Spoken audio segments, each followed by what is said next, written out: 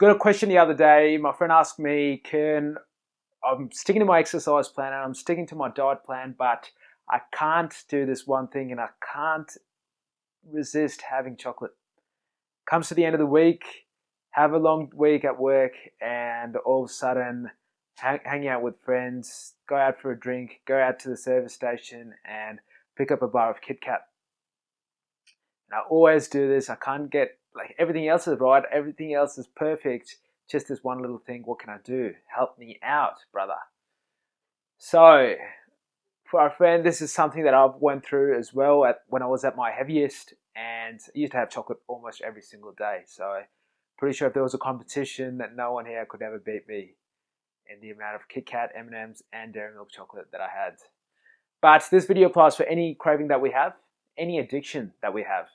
Because I want you to look at a habit. I want you to look at a habit and the action that you're taking place as a sequence of events. I want you to understand that the action that you're going to take is not in just an isolation. The action that you're going to take is not just in isolation, it's a sequence of events. Just like a plant is flowering, it needs fertile soil first. It needs the seed to be perfect. It needs you to take good care of it, water it all day long. Not all day long, but you need to water it. You need to look after it. Business. You need to have a strategy before you even start the business. You need to have a plan. You need to have a business plan. Then only you do go into the implementation phase, and after the implementation phase, you go into the maintenance phase, and the managing phase, and the growth stage. Anger. Anger just doesn't come all of a sudden, unless you're my dad. Anger doesn't come all of a sudden to you. But even for my dad, like, there's things that tick him off, and it's a sequence of events. It might be that you're running late to work, and then on the way to work, someone cut you off. And then when you get to work, someone says something, and that's your boiling point, and that's when the action takes place. That's when you drop the F-bombs on your colleagues and things like that. Hopefully not, but I want you to see that it's a sequence of events. What I like to call this is the action cycle. And I'll write this down, actually. I'll write this down. It'll be easy to understand because it's a beautiful concept here that we're going to understand. Rather than just targeting the action, we're going to target the whole behavior. So why aren't we the action might be eating chocolate, right? It might be just eating chocolate. What happens is you see a block of chocolate on your kitchen table bench because someone in the family put it there to tease you, and you look at it and you say, should I have it? Should I not? Should I have it? Should I not? At that time, you're changing. You're in this action phase. You're already in this action phase because you're exposed to that chocolate. You're thinking, should I have it? Should I not? And you need to rely on your motivation and willpower. And the thing with motivation and willpower is it's good if you're feeling good, and if you're feeling on top of the world, your motivation and willpower is likely to be on top of the world as well. But we all know motivation and willpower comes in cycles.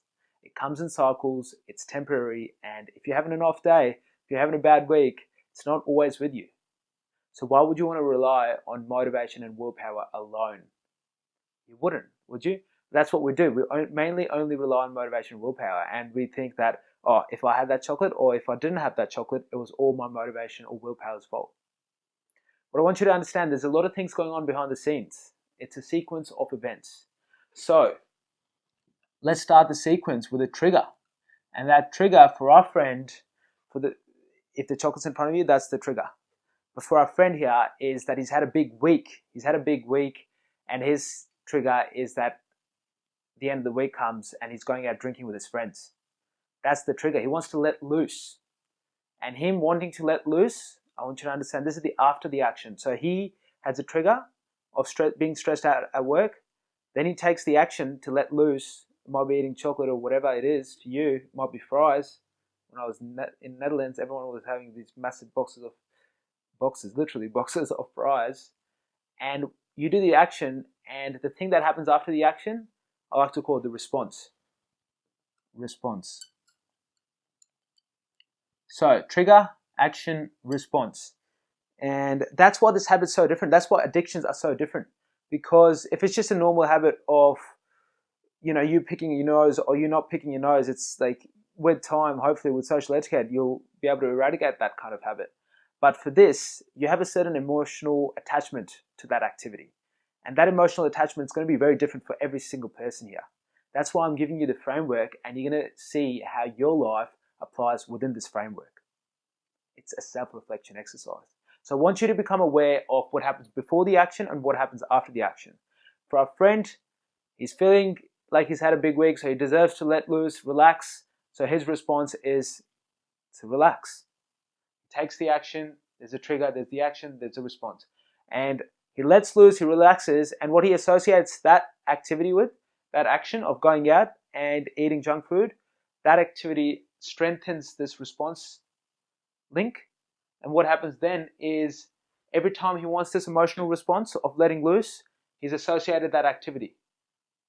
And therefore, the trigger will always associate, so it's a loop here. So he has a response, and because he's ingrained that in his wiring, all of a sudden, whenever he wants to feel something, it will always trigger him to take the same action. To get the same response, the same triggers will take place. So I want you to get into the cycle. Get into the cycle. Don't just worry about the action. Don't just worry about relying on your motivation and willpower. Understand how it all works with the power of your mind. Understand how it all works. So your question might be, Karen, so what do we do after we understand what happens before and after? Simple. It is simple, and the answers will come to you. I won't be here telling you what to do, but I can just give you examples and show you how this framework applies to our friend and how it has applied to me in the past. For me, exam time was a time that I used to be really stressed out. I used to study 10 hours a day. That's a lie, but I used to study a lot. And I didn't sleep much. Because I used to cram everything. I never paid attention during the semester. Had to cram, and at that time, I was feeling very low because I wouldn't get the results that I want in the practice exams. And all of a sudden, my outlet was eating chocolate. And I'm not just saying eating chocolate. I'm saying buckets of chocolate. So what I identified that as a trigger. And it didn't come to me overnight. It took me about 2 years of exams to realize that this is happening to me. But I identified the trigger, and what happens after you identify the trigger, you have a creative response to design your environment. What do I mean by that? All of a sudden, I decided there's no chocolate that's going to be stored at home during exam time, because that's when I know my trigger goes off. So I recreated my environment. So all of a sudden, chocolate wasn't in easy access, especially during exam time. I had to go to the local supermarket, buy the chocolate, eat it there in the car park, and then come back home. Recreate your environment by understanding your trigger. And once you understand your response, you can take further actions to actually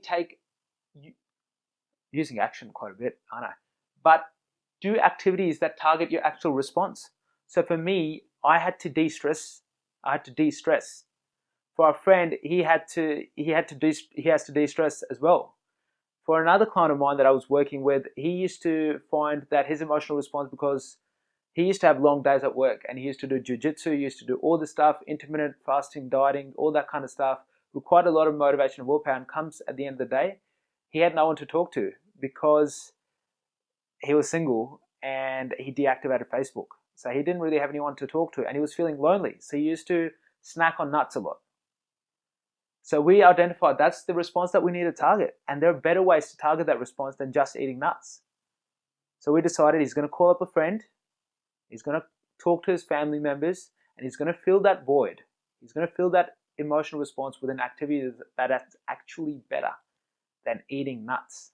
So all of a sudden we took care of the triggers and the responses, and all three of us, I can assure you that we've been able to kick the habit in the butt. We've been able to recreate new habits, more healthy habits. I love eating vegetables now. You know, the person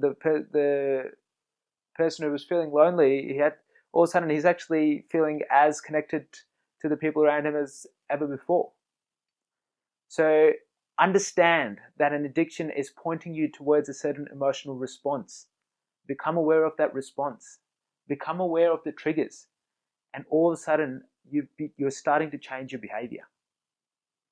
Really, really powerful stuff. I hope you take this away with you. The only thing you need to take away is to become aware of the feeling before and after the action.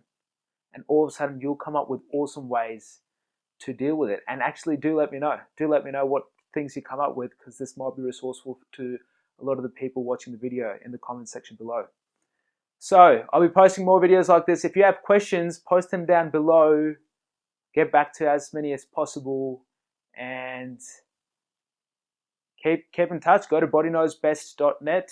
That's where all the good stuff is if you want to create the life that you want for your health and well-being. It's Kern signing out. Keep loving like these lovebirds. Keep being your best self and go for your goals.